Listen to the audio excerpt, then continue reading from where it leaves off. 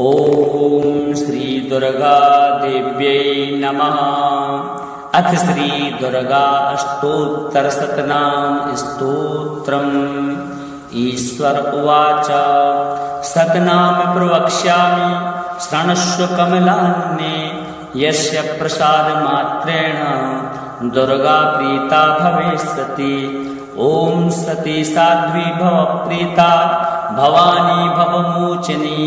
आर्या दुर्गा जया चाद्या त्रिनेत्रा शूलधारिणी पिनाकधारिणी चित्रा चंडघंटा महातपाः मनोबुद्धिरहंकारा चित्तरूपा चिताचितिः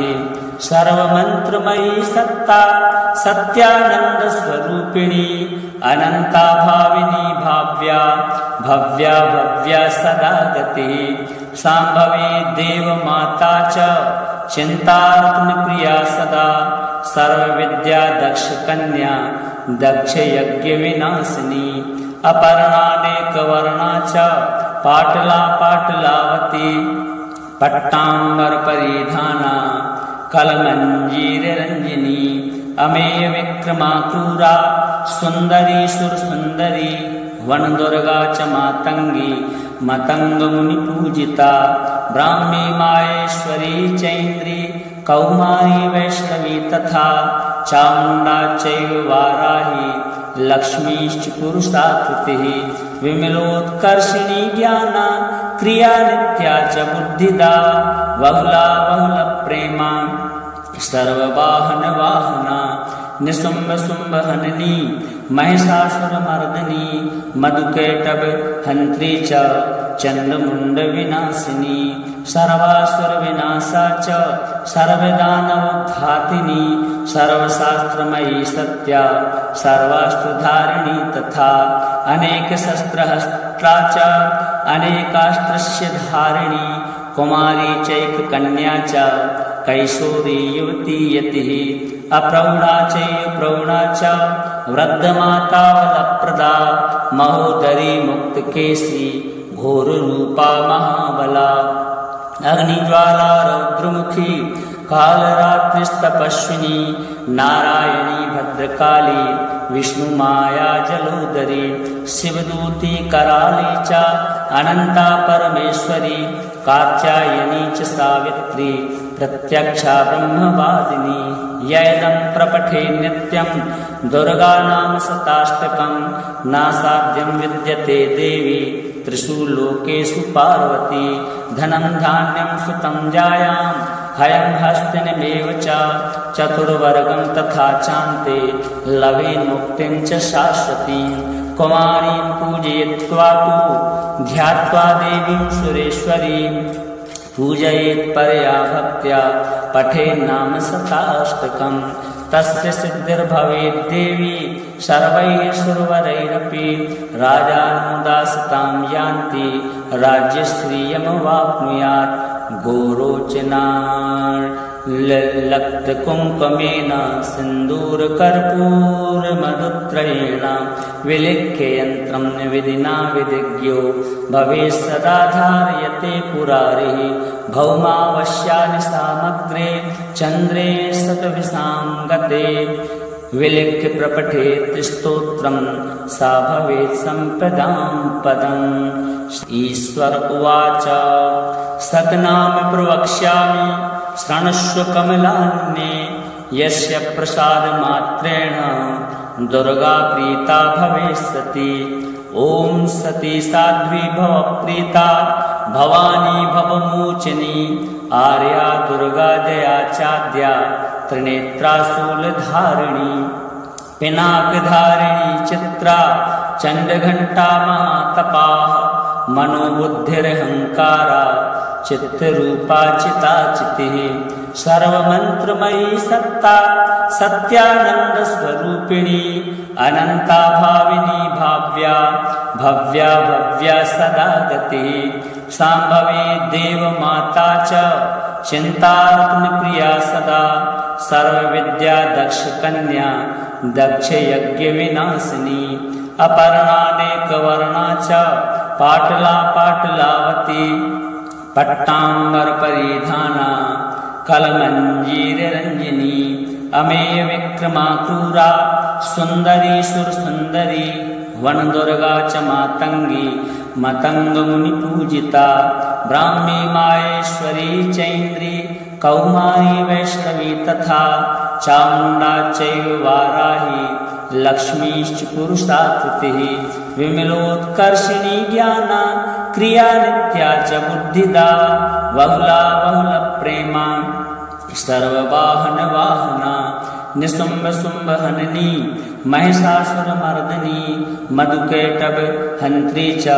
चण्डमुण्डविनाशिनी सर्वासुरविनाशा च सर्वदानवघातिनी सर्वशास्त्रमयी सत्या सर्वास्त्रधारिणी तथा अनेकशस्त्रहस्ता च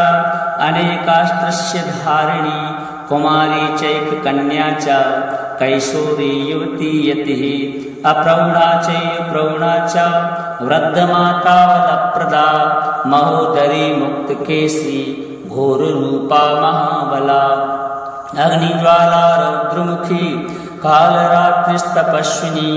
नारायणी भद्रकाली विष्णुमाया जलोदरी शिवदूती कराली च अनन्ता परमेश्वरी कात्यायनी च सावित्री प्रत्यक्षा ब्रह्मवादिनी यैदं प्रपठे नित्यं दुर्गा नाम शताष्टकं नासाध्यं विद्यते देवी त्रिषु लोकेषु पार्वती धनं धान्यं सुतं जायां हयं हस्तिनमेव च चतुर्वर्गं तथा चान्ते लवेन्मुक्तिं च शाश्वतीं कुमारीं पूजयित्वा तु ध्यात्वा देवीं सुरेश्वरीं पूजयेत् परया भक्त्या पठेन् नाम शताष्टकं तस्य सिद्धिर्भवेत् देवी सर्वैः सुरवरैरपि राजानुदासतां यान्ति राज्यश्रियमवाप्नुयात् गोरोचनाल्लक्तकुङ्कुमेन सिन्दूरकर्पूरमधुत्रयेण विलिख्य यन्त्रं विधिना विधिज्ञो भवेत् सदा धारयते पुरारिः भौमावश्यानि सामग्रे चन्द्रे शतविशां गते विलिख्य प्रपठेत् स्तोत्रं सा भवेत् सम्पदां पदम् ईश्वर उवाच सद्नाम प्रवक्ष्यामि शृणुष्व कमलान्ये यस्य प्रसादमात्रेण दुर्गा प्रीता भविष्यति ॐ सती साध्वी भव प्रीता भवानी भवमोचनी आर्या दुर्गा जया चाद्या त्रिनेत्रा शूलधारिणी पिनाकधारिणी चित्रा चण्डघण्टा महातपाः मनोबुद्धिरहङ्कारा चित्तरूपा चिताचितिः सर्वमन्त्रमयी सत्ता सत्यानन्दस्वरूपिणी अनन्ता भाविनी भाव्या भव्या भव्या सदा गतिः शाम्भवी देवमाता च चिन्तारत्नप्रिया सदा सर्वविद्या दक्षकन्या दक्षयज्ञविनाशिनी अपर्णानेकवर्णा च पाटला पाटलावती पट्टाम्बरपरिधाना कलमञ्जीररञ्जिनी अमेय विक्रमा क्रूरा सुन्दरी सुरसुन्दरी वनदुर्गा च मातङ्गी मतङ्गमुनिपूजिता ब्राह्मी माहेश्वरी चैन्द्री कौमारी वैष्णवी तथा चामुण्डा चैव वाराही लक्ष्मीश्च पुरुषाकृतिः विमलोत्कर्षिणी ज्ञाना क्रिया नित्या च बुद्धिदा बहुला बहुलप्रेमा सर्ववाहनवाहना निशुम्भ शुम्भहननी महिषासुरमर्दिनी मधुकैटभ हन्त्री च चण्डमुण्डविनाशिनी सर्वासुरविनाशा च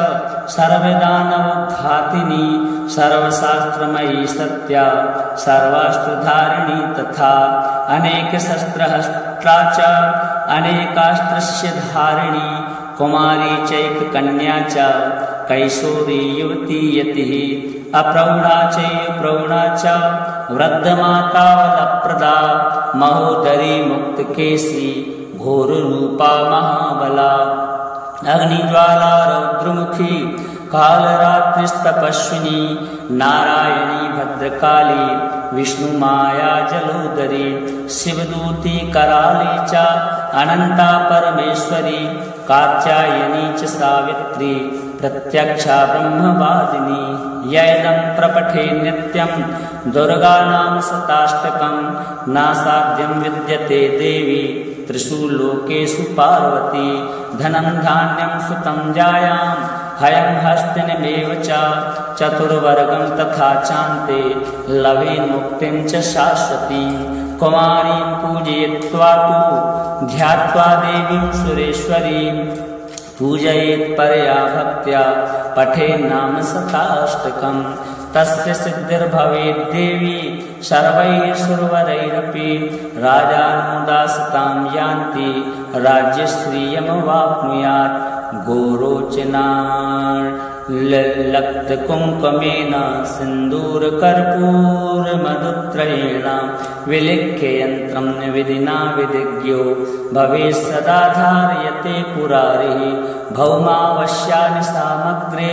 चन्द्रे शतविशां गते विलिख्य प्रपठेत् स्तोत्रं सा भवेत् सम्पदां पदम्। ईश्वर उवाच सतनाम प्रवक्ष्यामि शृणुष्व कमलान्ये यस्य प्रसादमात्रेण दुर्गा प्रीता भविष्यति। ॐ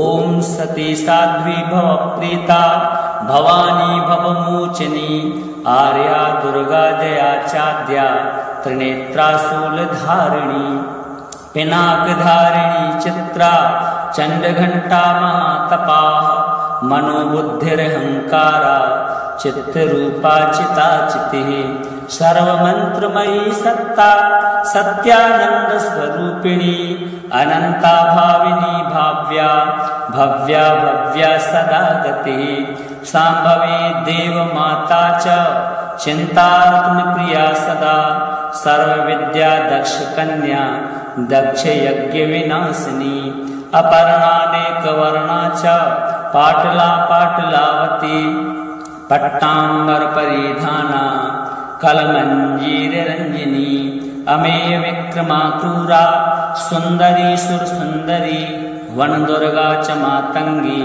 मतंग मुनि पूजिता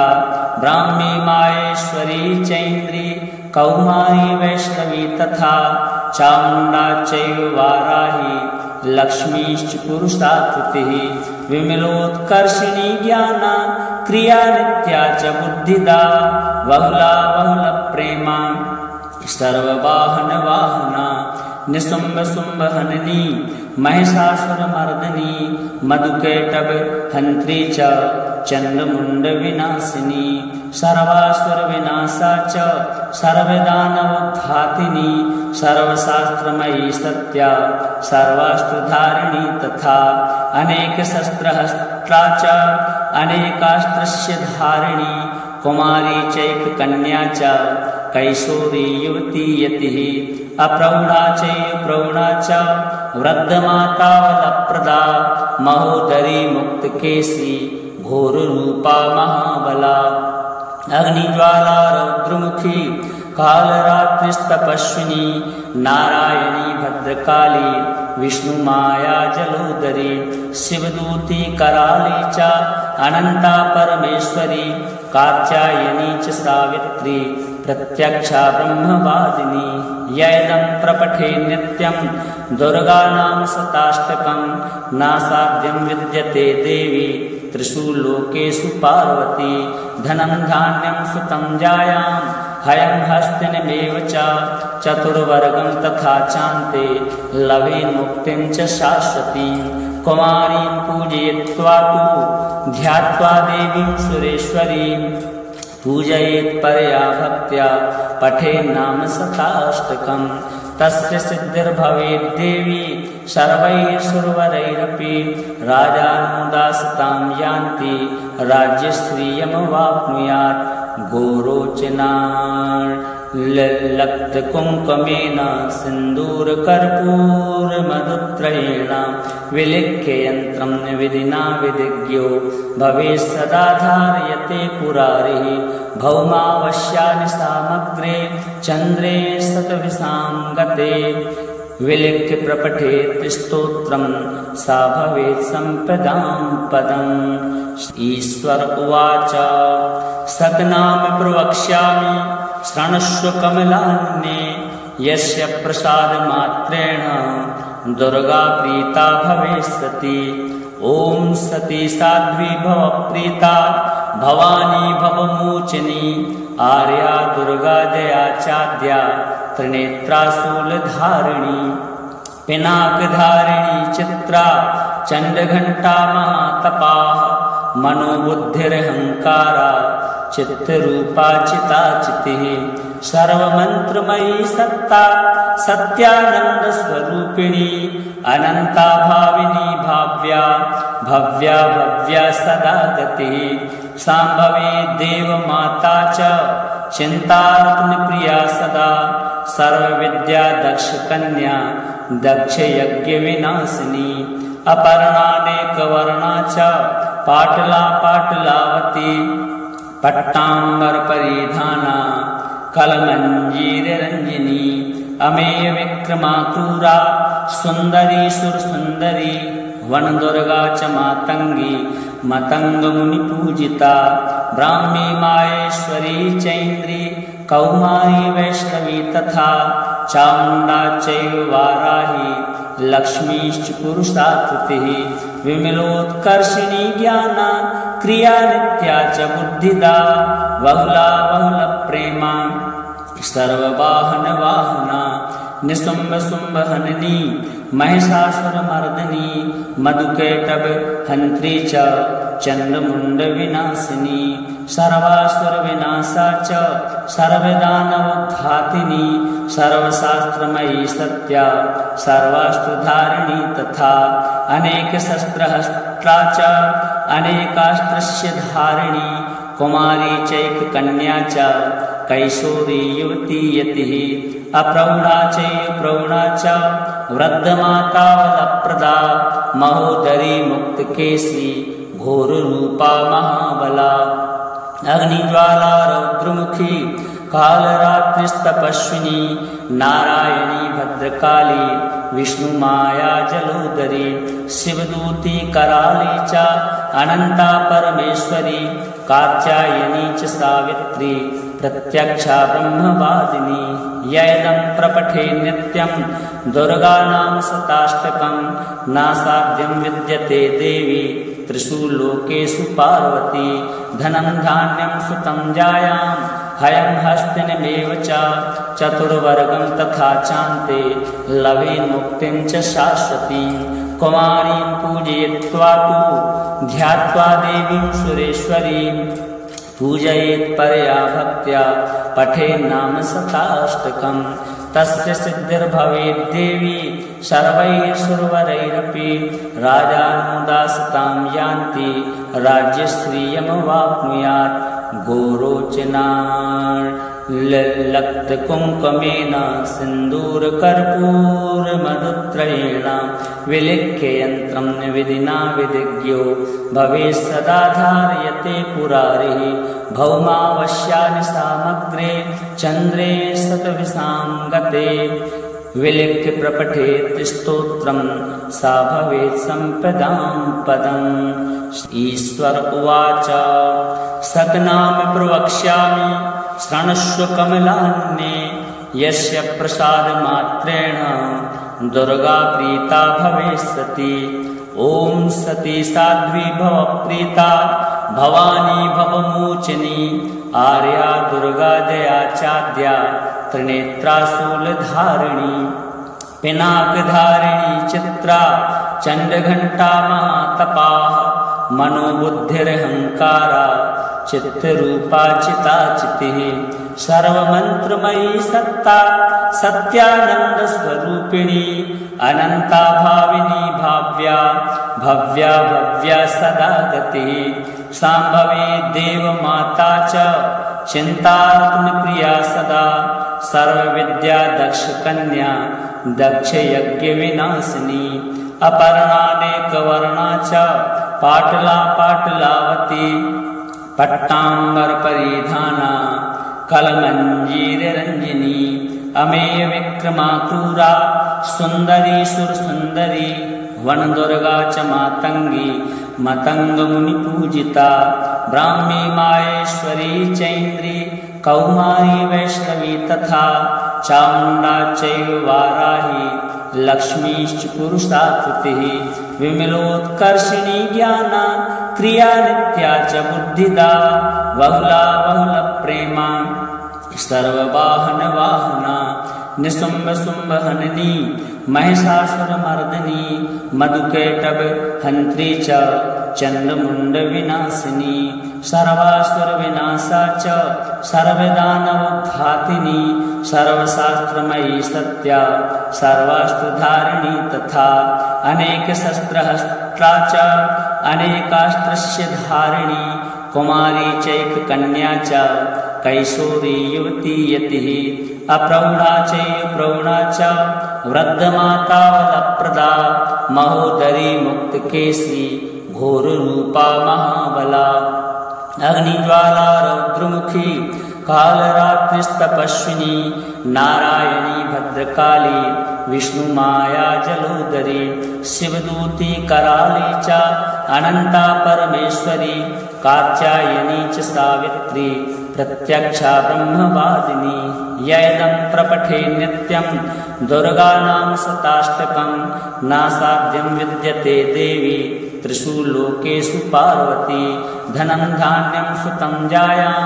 हयं हस्तिनमेव च चतुर्वर्गं तथा चान्ते लवेन्मुक्तिं च शाश्वतीं कुमारीं पूजयित्वा तु ध्यात्वा देवीं सुरेश्वरीं पूजयेत् परया भक्त्या पठेन्नाम शताष्टकं तस्य सिद्धिर्भवेत् देवी सर्वैः सुरवरैरपि राजानुदासतां यान्ति राज्यश्रियमवाप्नुयात् गोरोचनाल्लक्तकुङ्कुमेन सिन्दूरकर्पूरमधुत्रयेण विलिख्य यन्त्रं विधिना विधिज्ञो भवेत् सदा धारयते पुरारिः भौमावश्यानि सामग्रे चन्द्रे शतविशां गते विलिख्य प्रपठेत् स्तोत्रं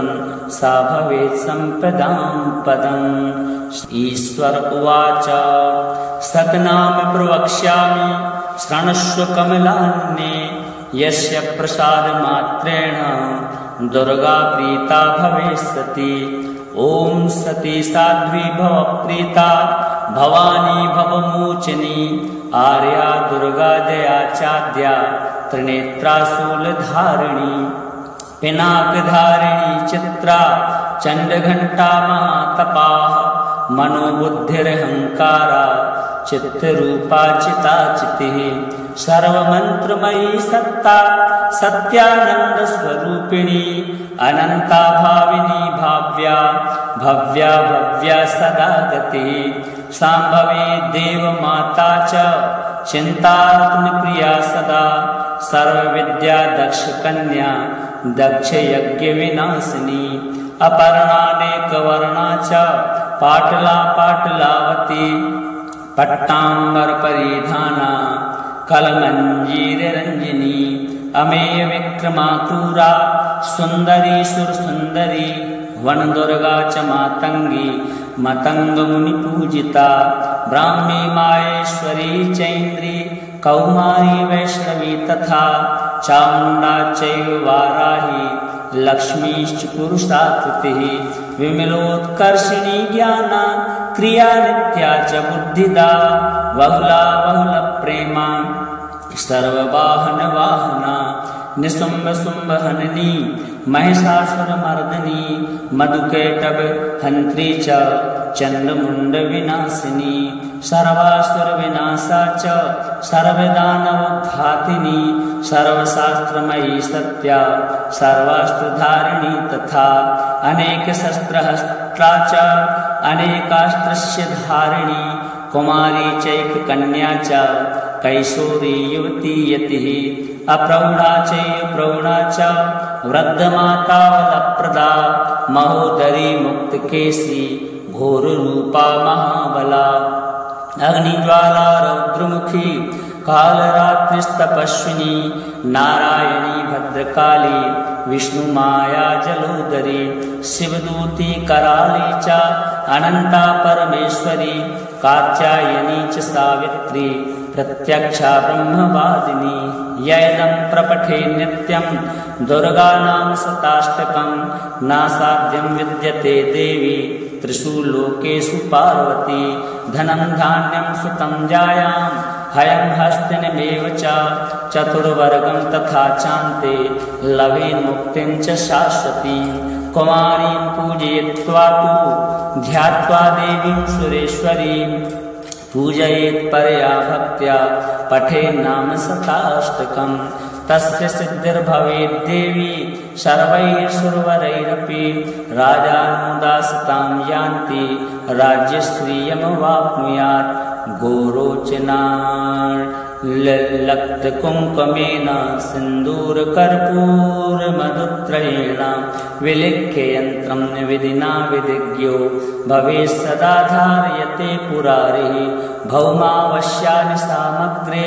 चन्द्रे शतभिसां गते विलिख्य प्रपठेत् स्तोत्रं सा भवेत् सम्पदां पदम् ईश्वर उवाच सतनाम प्रवक्ष्यामि शृणुष्व कमलान्ये यस्य प्रसादमात्रेण दुर्गा प्रीता भवेत्सति ॐ सती साध्वी भव प्रीता भवानी भवमोचनी आर्या दुर्गा जया चाद्या त्रिनेत्रा शूलधारिणी पिनाकधारिणी चित्रा चण्डघण्टा महातपाः मनोबुद्धिरहङ्कारा चित्तरूपा चिताचितिः सर्वमन्त्रमयी सत्ता सत्यानन्दस्वरूपिणी अनन्ता भाविनी भाव्या भव्या भव्या सदा गतिः साम्भवी देवमाता च चिन्तारत्नप्रिया सदा सर्वविद्या दक्षकन्या दक्षयज्ञविनाशिनी अपर्णानेकवर्णा च पाटला पाटलावती पट्टाम्बरपरिधाना कलमञ्जीररञ्जिनी अमेय विक्रमा क्रूरा सुन्दरी सुरसुन्दरी वनदुर्गा च मातङ्गी मतङ्गमुनिपूजिता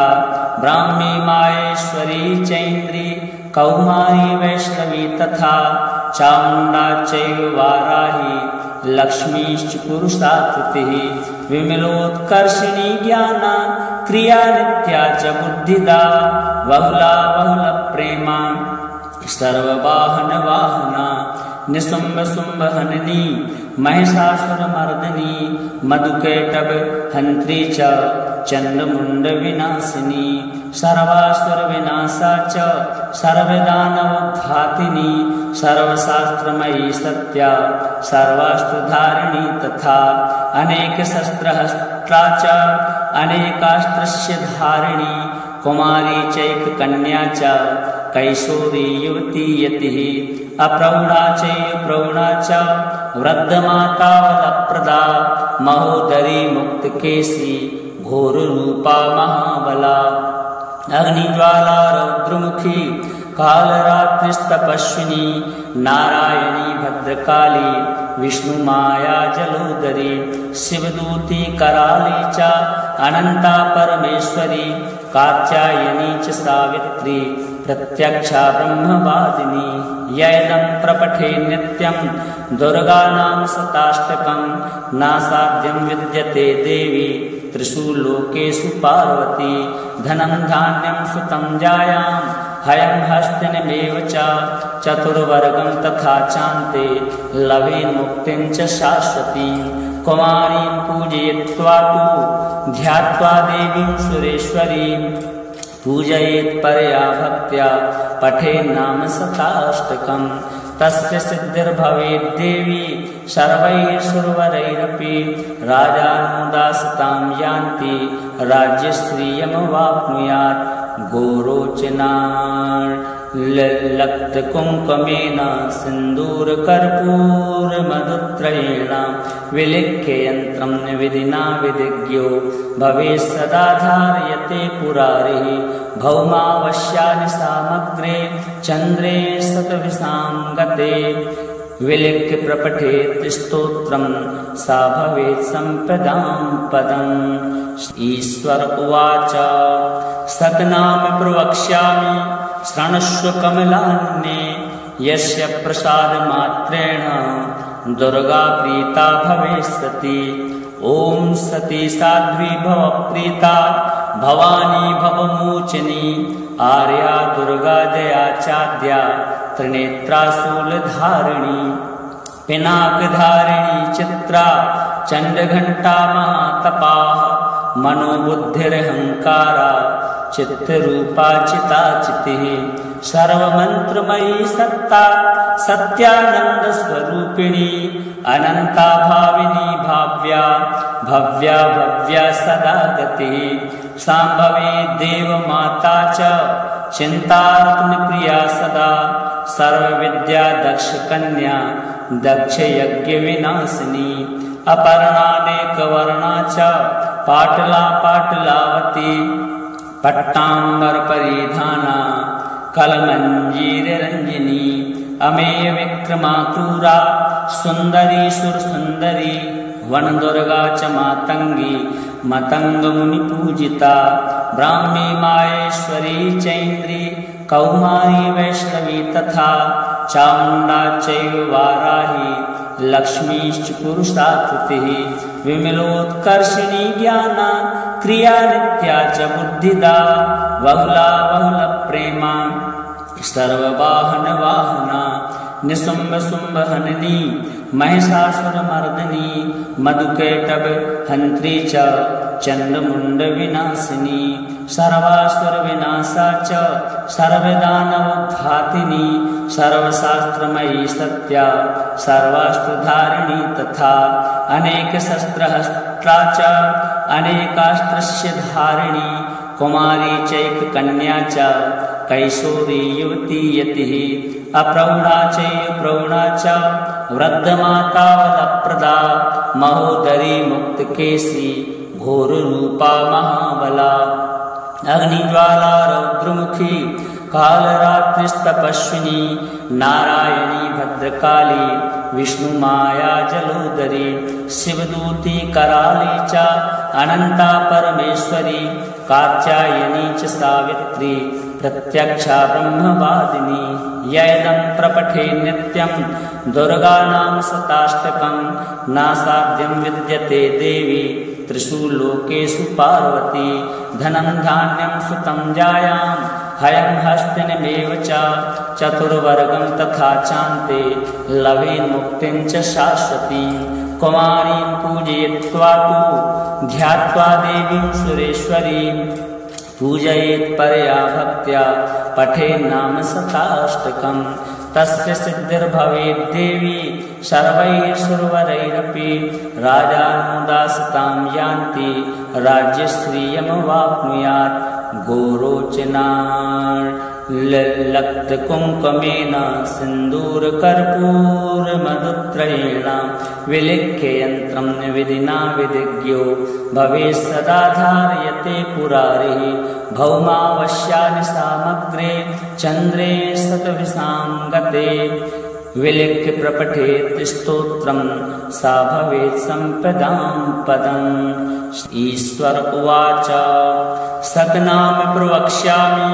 शृणुष्व कमलान्ये यस्य प्रसादमात्रेण दुर्गा प्रीता भवेत्सति। ॐ सती साध्वी भव प्रीता भवानी भवमोचनी आर्या दुर्गा दया चाद्या त्रिनेत्रा शूलधारिणी पिनाकधारिणी चित्रा चण्डघण्टा महातपाः मनोबुद्धिरहङ्कारा चित्तरूपा चिताचितिः सर्वमन्त्रमयी सत्ता सत्यानन्दस्वरूपिणी अनन्ता भाविनी भाव्या भव्या भव्या सदा गतिः शाम्भवी देवमाता च चिन्तार्तनप्रिया सदा सर्वविद्या दक्षकन्या दक्षयज्ञविनाशिनी अपर्णानेकवर्णा च पाटला पाटलावती पट्टाम्बरपरिधाना कलमञ्जीररञ्जिनी अमेय विक्रमा क्रूरा सुन्दरी सुरसुन्दरी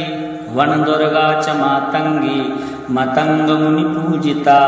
ब्राह्मी माहेश्वरी चैन्द्री कौमारी वैष्णवी तथा चामुण्डा चैव वाराही लक्ष्मीश्च पुरुषाकृतिः विमलोत्कर्षिणी ज्ञाना क्रिया नित्या च बुद्धिदा बहुला बहुलप्रेमा सर्ववाहनवाहना निशुम्भ शुम्भहननी महिषासुरमर्दिनी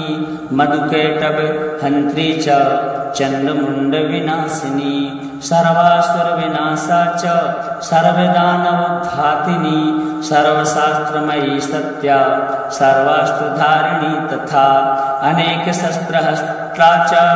अनेकास्त्रस्य धारिणी कुमारी चैककन्या च कैशोरी युवती यतिः अप्रौढा चैव प्रौढा च वृद्धमाता वलप्रदा महोदरी मुक्तकेशी घोररूपा महाबला अग्निज्वाला रौद्रमुखी कालरात्रिस्तपस्विनी नारायणी भद्रकाली विष्णुमाया जलोदरी शिवदूती कराली च अनन्ता परमेश्वरी कात्यायनी च सावित्री प्रत्यक्षा ब्रह्मवादिनी यैदं प्रपठे नित्यं दुर्गानाम शताष्टकं नासाध्यं विद्यते देवी त्रिषु लोकेषु पार्वती धनं धान्यं सुतं जायां हयं हस्तिनमेव च चतुर्वर्गं तथा चान्ते लवेन्मुक्तिं च शाश्वतीं कुमारीं पूजयित्वा तु ध्यात्वा देवीं सुरेश्वरीं पूजयेत् परया भक्त्या पठेन्नाम शताष्टकं तस्य सिद्धिर्भवेत् देवी सर्वैः सुरवरैरपि राजानुदासतां यान्ति राज्यश्रियमवाप्नुयात् गोरोचनाल्लक्तकुङ्कुमेन सिन्दूरकर्पूरमधुत्रयेण विलिख्य यन्त्रं विधिना विधिज्ञो भवेत् सदा धारयते पुरारिः भौमावश्यानि सामग्रे चन्द्रे शतविशां गते विलिख्य प्रपठेत् स्तोत्रं सा भवेत् सम्पदां पदम् ईश्वर उवाच सकनाम प्रवक्ष्यामि शृणुष्व कमलान्ये यस्य प्रसादमात्रेण दुर्गा प्रीता भवेत्सति ॐ सती साध्वी भव प्रीता भवानी भवमोचनी आर्या दुर्गा दया चाद्या त्रिनेत्रा शूलधारिणी पिनाकधारिणी चित्रा चण्डघण्टा महातपाः मनोबुद्धिरहङ्कारा चित्तरूपा चिताचितिः सर्वमन्त्रमयी सत्ता सत्यानन्दस्वरूपिणी अनन्ता भाविनी भाव्या भव्या भव्या सदा गतिः शाम्भवी देवमाता च चिन्तार्तनप्रिया सदा सर्वविद्या दक्षकन्या दक्षयज्ञविनाशिनी अपर्णानेकवर्णा च पाटला पाटलावती पट्टाम्बरपरिधाना कलमञ्जीररञ्जिनी अमेय विक्रमा क्रूरा सुन्दरी सुरसुन्दरी वनदुर्गा च मातङ्गी मतङ्गमुनिपूजिता ब्राह्मी माहेश्वरी चैन्द्री कौमारी वैष्णवी तथा चामुण्डा चैव वाराही लक्ष्मीश्च पुरुषाकृतिः विमलोत्कर्षिणी ज्ञाना क्रिया नित्या च बुद्धिदा बहुला बहुलप्रेमा सर्ववाहनवाहना निशुम्भ शुम्भहननी महिषासुरमर्दिनी मधुकैटभ हन्त्री च चण्डमुण्डविनाशिनी सर्वासुरविनाशा च सर्वदानवघातिनी सर्वशास्त्रमयी सत्या सर्वास्त्रधारिणी तथा अनेकशस्त्रहस्ता च अनेकास्त्रस्य धारिणी कुमारी चैककन्या च कैशोरी युवती यतिः अप्रौढा चैप्रौढा च वृद्धमातावलप्रदा महोदरी मुक्तकेशी घोररूपा महाबला अग्निज्वाला रौद्रमुखी कालरात्रिस्तपस्विनी नारायणी भद्रकाली विष्णुमाया जलोदरी शिवदूती कराली च अनंता परमेश्वरी कात्यायनी च सावित्री प्रत्यक्षा ब्रह्मवादिनी यैदं प्रपठे नित्यं दुर्गा नाम शताष्टकं नासाध्यं विद्यते देवी त्रिषु लोकेषु पार्वती धनं धान्यं सुतं जायां हयं हस्तिनमेव च चतुर्वर्गं तथा चान्ते लभे मुक्तिं च शाश्वतीं कुमारीं पूजयित्वा तु ध्यात्वा देवीं सुरेश्वरीं पूजयेत् परया भक्त्या पठेत् नाम शताष्टकम् तस्य सिद्धिर्भवेत् देवी सर्वैः सुरवरैरपि राजानुदासतां यान्ति राज्यश्रियमवाप्नुयात् गोरोचनालक्तकुङ्कुमेन सिन्दूरकर्पूरमधुत्रयेण विलिख्य यन्त्रं विधिना विधिज्ञो भवेत् सदा धारयते पुरारिः भौमावश्यानि सामग्रे चन्द्रे शतभिसां गते विलिख्य प्रपठेत् स्तोत्रं सा भवेत् सम्पदां पदम्।